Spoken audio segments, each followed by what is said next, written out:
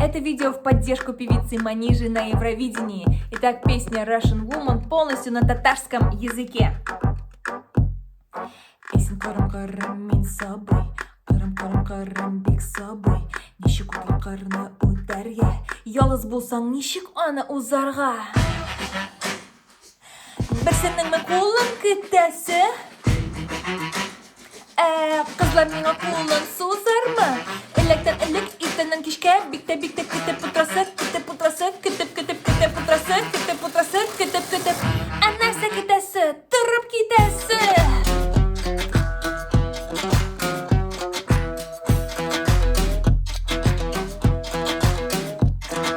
Every touch a woman needs to know you're strong enough to boldly get the walk. Every touch a woman needs to know you're strong enough to boldly get the walk.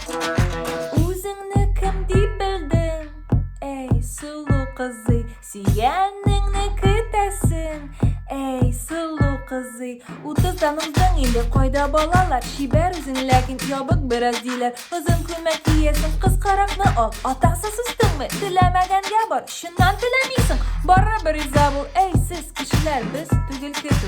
Kargalar, hey mina kağılmağız. Haterlar, ey iste kaldırınız. Sizge öpkelemem, üzümle min şiksiz yaratam.